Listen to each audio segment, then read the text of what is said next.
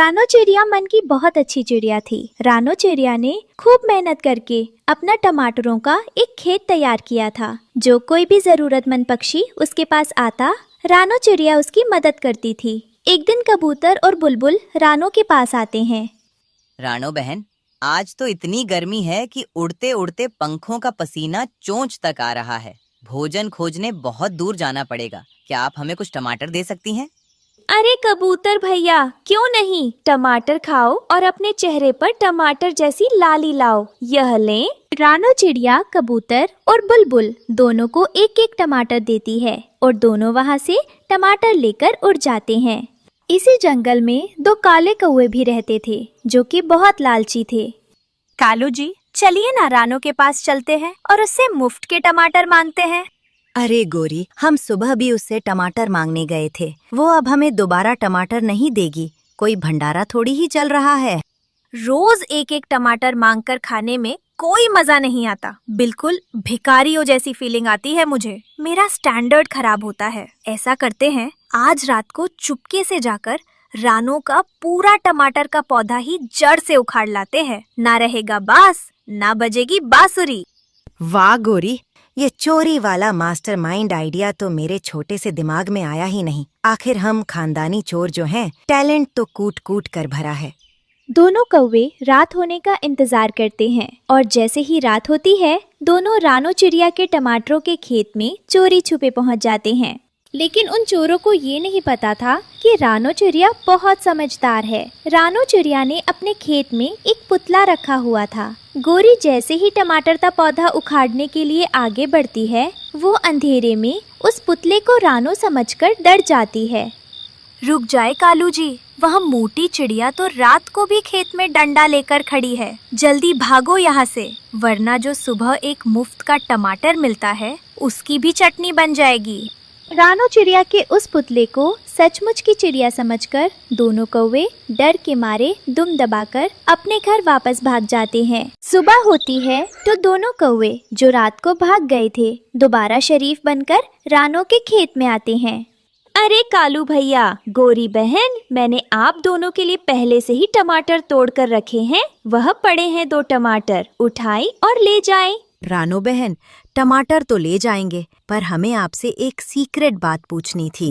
हाँ हाँ कालू भैया, पूछिए, क्या बात है? रानो, सच सच बताना, क्या तुम पूरी रात खेत में ही भूत की तरह पहरा देती हो?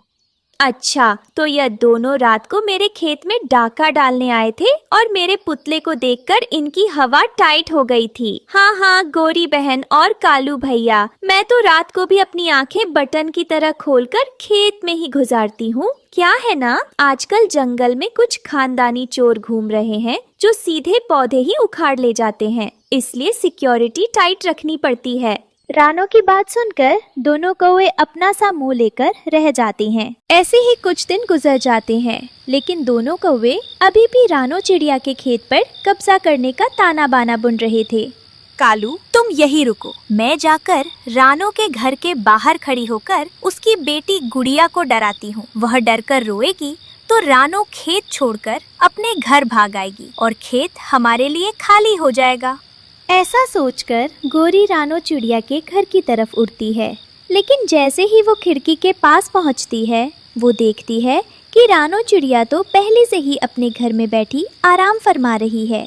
गुड़िया बेटी, मानना पड़ेगा, तुम्हारा वह पुतले वाला आइडिया तो इतना जबरदस्त निकला कि पूछो मत। जब से मैंने खेत में वह पुतला खड़ा किया है, मेरे टमाटर के पौधे इतने सुरक्षित हैं कि कोई चोंच कटी डायन भी चोरी नहीं कर सकती। ये बात है, ये मोटी चिड़िया तो हमसे भी 2 कदम आगे निकली। पुतले से हमें डरा दिया। रुक, मैं बताती हूँ तुझे। गोरी जल्दी से वापस आती है और अपने पति कालू को सारी बात बताती है। अब दोनों कौवे गुस्से में आकर रानो चिड़िया के खेत से टमाटर चोरी करने निकल जाते हैं। रानो चिड़िया अपने खेत से काम करके वापस आ रही थी कि उसे रास्ते में कबूतर मिल जाता है। रानो बहन, एक जरूरी खबर है। कल रात मैंने गोरी और कालू को चोरों की तरह मुंह छुपाकर आपके खेत की तरफ जाते देखा था। अच्छा, तभी मैं कहूँ कि आज सुबह मेरे खेत में टमाटर के पौधे कम क्यों लग रहे थे। मैं इन भिखारियों को रोज मुफ्त में टमाटर खिलाती हूँ और ये पीठ पीछे डकैती डालते हैं। ऐसे चोर पक्षियों का एक ही इलाज है कि इनका फ्री का राशन बंद कर दिया जाए। फिर जब दोपहर के समय दोनों कौवे बेशर्मों की तरह रानो चिड़िया के घर टमाटर मांगने आते हैं तो रानो साफ मना कर देती है। गोरी बहन, लालच की भी कोई एक्सपायरी डेट होती है। एक तो रात को चोरों की तरह मेरे खेत से टमाटर साफ कर दिए और अब सुबह सुबह मुंह उठाकर भीख मांगने आ गई। क्या लाज शर्म बेचकर टमाटर का सूप पी लिया है तुम दोनों ने? अपनी इतनी भयंकर बेइज्जती सुनकर गोरी कवि का मुंह काला पड़ जाता है और वो रानो के घर से पैर पटकती हुई निकलती है और कालू से कहती है, कालू, अब मुझे इस चिड़िया के टमाटर नहीं चाहिए, बल्कि मुझे उसके खेत का कबाड़ा चाहिए। कुछ भी करो, उसका पूरा खेत उजाड़ दो। तुम गुस्सा मत करो, गुस्से में तुम्हारी चोंच आरी टेढ़ी हो जाती है। तुम देखना, कल सुबह रानो चिड़िया बैठकर आंसू बहाएगी और हम पॉपकॉर्न खाकर हंसेंगे। रात के समय कालू कौआ अपने घर से जहरीली केमिकल वाली दवा लेता है और रानो चिड़िया के खेत में पहुंचकर पौधों पर छिड़क देता है। सुबह जब रानो चिड़िया अपने खेत में आती है तो उसके सारे टमाटर के पौधे सूखकर पापड़ हो चुके थे। रानो चिड़िया रोने लगती है। किस दुष्ट ने मेरे टमाटरों का मर्डर कर दिया? जरूर यह उन्हीं दोनों काले कालुओं का काम है। बहुत निराश होकर रानो चिड़िया अपने घर की तरफ उड़ती है, लेकिन रास्ते में उसे झाड़ियों के पास कुछ चमकता हुआ दिखाई देता है। जब वो नीचे उतरकर देखती है तो वहाँ एक जादुई चमकता हुआ मोती पड़ा था। प्यारी चिड़िया, रोना बंद करो। मैं तुम्हारी मदद करने के लिए ही यहाँ प्रकट हुआ हूँ। मुझे सब पता है कि उन कौओं ने तुम्हारे खेत का कबाड़ा किया है। बताओ, तुम क्या चाहती हो? सुंदर जादुई मोती जी, मैं बस इतना चाहती हूँ कि मेरा खेत फिर से हरा भरा हो जाए और वे दोनों कौए चाहकर भी मेरे खेत का बाल भी बांका न कर सकें। ठीक है रानो, यह लो कुछ जादुई बीज, इन्हें खेत में दबा देना। फिर ऐसा खेत बनेगा जो कभी खत्म ही नहीं होगा। जादुई मोती के जादू करते ही एक लाल थैली में बीज आ जाते हैं। रानो बीज लेकर अपने खेत में दबा देती है और देखते ही देखते सूखे पौधे दोबारा खिल उठते हैं और इस बार पेड़ पर डबल साइज के बड़े बड़े टमाटर लग जाते हैं। रानो बहुत खुश होती है। शाम के समय जब दोनों कौवे रानो चिड़िया का बर्बाद हुआ खेत देखने और मजे लेने आते हैं तो सामने का नजारा देखकर उनकी आंखें फटी की फटी रह जाती हैं। मैं तो रात को पूरी बोतल केमिकल डालकर गया था, फिर ये खेत दोबारा कैसे जिंदा हो गया? कालू, जाओ घर से केमिकल की दूसरी बड़ी बोतल लेकर आओ। इस बार मैं अपने खुद के पंखों से दवा छिड़कूंगी और इस खेत का सूप बना दूंगी। कालू दौड़कर दोबारा जहरीली दवा लेकर आता है। दोनों कौवे जैसे ही रानो के खेत में पौधों पर दवा डालना शुरू करते हैं, जादुई खेत के असर से हवा उल्टी चलती है और उन दोनों कौवों की खुद की पूंछ पर ही आग लग जाती है। अरे बाप रे कालू, तुम्हारी पूंछ पर रॉकेट की तरह आग लगी है, भागो! अरे गोरी, मेरी पूंछ पर नहीं, आग तो तुम्हारी पूंछ पर लगी है। मेरी सुंदर पूंछ जलकर कोयला हो गई। भागो कालू, भागो, नदी की तरफ भागो! दोनों कौवे अपनी जली हुई पूंछ और धुएं के गुबार के साथ वहां से चीखते चिल्लाते भागते हैं। इस तरह दोनों दुष्ट कौवों को अपनी बुराई की करारी और मजेदार सजा मिलती है। कालू, दिन रात मुझे अंडा ना होने के ताने मत दिया करो। ऊपर वाले ने जब किस्मत में लिखा होगा आ जाएगा। गोरी, तुम बस दिन रात खाती रहती हो, कोई एक काम नहीं करती ढंग से। बस बस, मुझे बातें मत सुनाओ। मेरी माँ ने दहेज में हमें जो घर दिया था उस घर का किराया आता है तो हमारा पेट भरता है। कौन देता है उस घर का किराया? उस घर में तो कोई रहता ही नहीं है। मैंने तुम्हें कितनी बार कहा है कि वह घर पुराना हो गया है, उसकी सफाई करवाओ। साफ होगा तो ही तो किराएदार आएंगे। ये सफाई वफाई मेरे से नहीं होती। अगर तुम चाहते हो कि वह घर साफ हो तो जाकर उसकी सफाई करो, मुझसे उम्मीद मत रखो। गोरी की लड़ाई से तंग आकर कालू उस घर से निकल आता है और पुराने टूटे हुए घर में जाता है जो कि बहुत गंदा हुआ पड़ा था। इस घर की शक्ल देखकर कौन इस घर में रहने आएगा? इसकी सफाई करता हूँ और फिर जंगल में जाकर कोई किराएदार ढूंढता हूँ। कालू कौवा उस घर की सफाई करने लगता है। वो जाले उतारता है, झाड़ू लगाता है, घोंसले साफ करता है और फिर किराएदार ढूंढने जंगल में निकल जाता है। वो जाकर बस स्टॉप पर बैठ जाता है। कुछ समय गुजरता है और वहाँ एक भूरा कौवा और पिंकी कौवी आते हैं। आप दोनों कौवे तो मुझे यहाँ जंगल में नए लगते हो। जी जी भाई साहब, हमारे जंगल में गर्मी बहुत बढ़ गई थी, इसलिए हम इस जंगल में आए हैं। आपने बहुत अच्छा फैसला किया हमारे जंगल में आने का। हमारे जंगल में तो रोज रात को बारिश होती है, इससे गर्मी का तो पता ही नहीं चलता। कहाँ रहेंगे आप? वह तो अभी हमने नहीं सोचा कि हम कहाँ रहेंगे। कोई घोंसला बनाते हैं जाकर पेड़ पे। अरे भाई साहब, मैंने अभी तो बताया रोज रात को बारिश होती है। आप घोंसला बनाओगे तो वह तो एक रात में टूट जाएगा। तो भाई जी आप ही बता दें कि अब हम क्या करें। क्या आप हमारी कोई मदद कर सकते हैं? इसीलिए तो मैं यहाँ बैठा हूँ। वो क्या है ना, मेरे पास 2 घर है। एक घर मैं किराए पर देना चाहता हूँ। यह तो बहुत अच्छा हुआ, आते ही हमें एक घर मिल गया। ठीक है भाई साहब, आप हमें घर दिखा दीजिए और किराया भी बता दीजिए। कालू भूरे को लेकर उस घर में पहुँच जाता है जो उसने किराए पर देना था। देखे भाई साहब, कितना खुला और बड़ा घर है और मैंने आज ही इसकी सफाई की है। आपको शिकायत का कोई मौका नहीं मिलेगा। घर हमें पसंद आ गया है, आज से हम इसी घर में रहेंगे। अब आप किराया बता दीजिए। बस आपको हमें रोज चने के 2 दाने देने होंगे और आप इस घर में रह सकते हो। कालू कौवा घर आकर ये खुशखबरी गोरी को देता है। वाह जी, आज तो तुमने मेरा दिल ही खुश कर दिया। चने के दाने मिलेंगे रात को खाने के लिए, बहुत मजा आएगा। ऐसे ही कुछ दिन गुजर जाते हैं। फिर एक दिन लूसी कबूतरी कौवों के घर आती है। गोरी, तुम्हें कुछ पता भी है जंगल में क्या चल रहा है? आए दिन किसी न किसी पक्षी के घर से अंडे चोरी हो रहे हैं और चोर कौन है कुछ पता नहीं चल रहा। और कौन होगा? वह चील मौसी ही होगी चोर। अरे नहीं नहीं गोरी बहन, अगर वो चील चोर होती तो हमें पता चल जाता। उसकी गुफा में गए थे हम। वो तो जाने कब से दूसरे जंगल गई है अपनी माँ के पास। इधर नए किराएदार पूरा और पिंकी अपने घर में अकेले बात कर रहे थे। पिंकी, किसी को पता नहीं चलना चाहिए कि अंडे हम चोरी करते हैं। तुम ज्यादा इस जंगल की महिला पक्षियों से दोस्ती मत करना, वरना मुझे पता है तुम्हारे पेट में कोई बात नहीं रहती। तुम किसी न किसी को बता ही दोगी। अच्छा अच्छा भूरे जी, मैं किसी को नहीं बताती। अब जाओ, कोई अंडा खोजने निकलो घर से। मुझे तो बड़ी भूख लग रही है।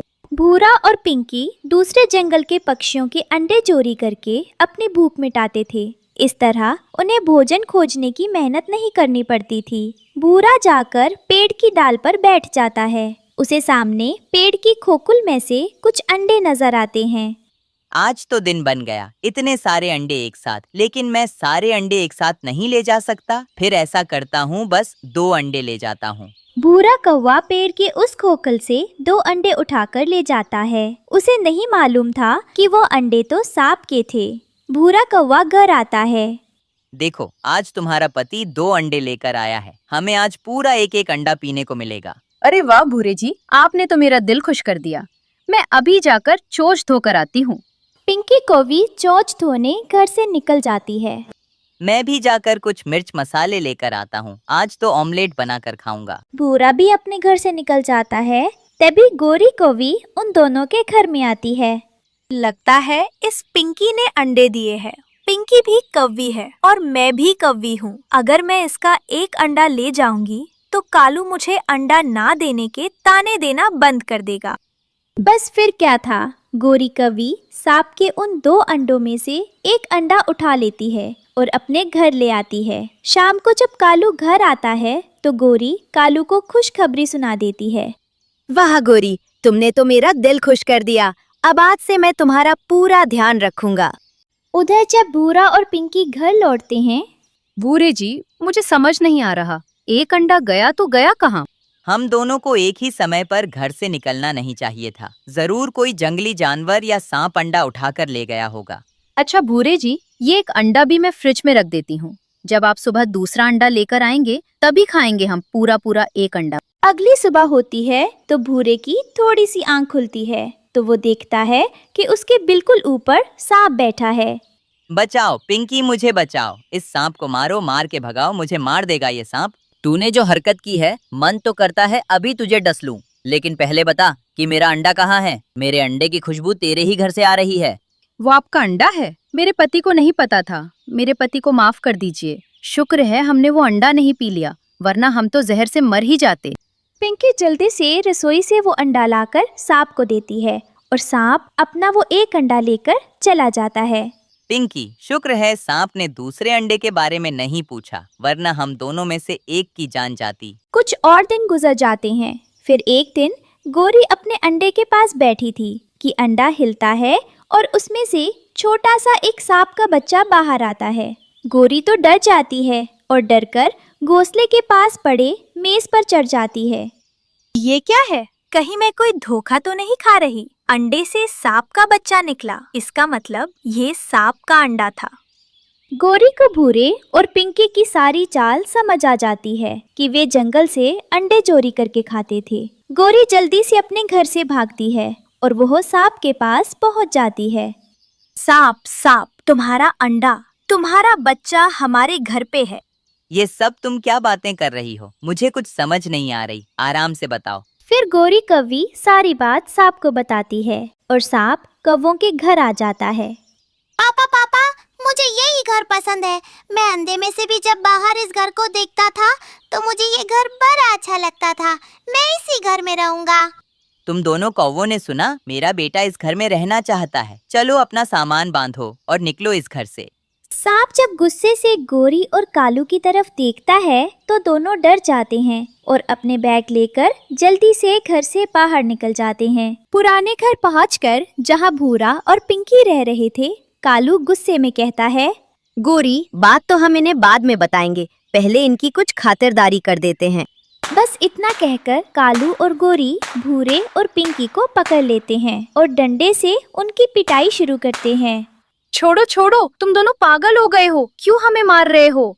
तुझे तो मैं बताती हूँ अंडा चोर, अपनी शक्ल लेकर हमारे जंगल से दफा हो जा, वरना मैं जाकर जंगल के सारे पक्षियों को बताऊंगी। पिंकी, इन्हें तो पता चल गया कि हम ही अंडे चुराते थे। भागो यहाँ से, वरना ये जंगल के पक्षी हमें नहीं छोड़ेंगे। भूरा और पिंकी जल्दी से वहाँ से भाग जाते हैं और गोरी अपना सिर पकड़कर बैठ जाती है। मेरी किस्मत फूटी जो मैं उस दिन पिंकी के घर से अंडा उठा कर ले आई। मुझे क्या पता था कि वो मुझसे भी 2 कदम आगे निकलेगी। घर भी गया हाथ से और जब भोजन आता था वो भी गया। अब भोजन खोजने मुझे जाना पड़ेगा। ऐसे कौवों को उनके किए की सजा मिलती है। प्यारे दोस्तों, आपको ये कहानी कैसी लगी कमेंट में जरूर बताएं और इस कहानी को लाइक, अपने दोस्तों के साथ शेयर और चैनल को सब्सक्राइब करना बिल्कुल मत भूलना। आपका धन्यवाद। गोरी, मैंने सारी उम्र पाप किए हैं, अब मरते समय मुझसे और पाप ना करवाओ। मैं अपनी जायदाद